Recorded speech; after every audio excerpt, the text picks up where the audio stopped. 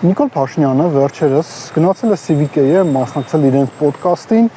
եւ ի թիվս այլնի ասել է, որ քաղաքականությամբ իր զբաղվելու դրդապատճառը եղել է Ղարաբաղյան կոնֆլիկտը։ Հավանաբար ճիշտ է ասում, ուղղակի չի ասում, թե ինչ անկալմամբ էր նա պատկերացնում Ղարաբաղյան կոնֆլիկտի հանգուցալուծումը։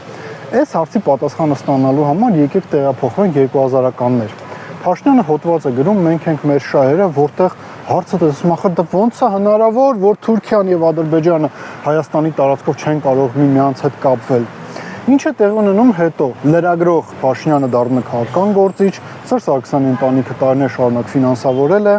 18-ին նա ստանում է իշխանություն, 20-ին հրահարում պատերազմ, 22-ին Պրահայում հանձնում Արցախը, 23-ին էթնիկ զտում է տեղի ունենում, 25-ին էլ այդ 2000-ականներին նշած իր ճանապարհը օգոստոսի 8-ին հանձնում է Թուրքիային եւ Ադրբեջանին, ադրբեջանցիներն դրան ասում են Զանգեզուրի միջանցք։ Սա է կատարվում։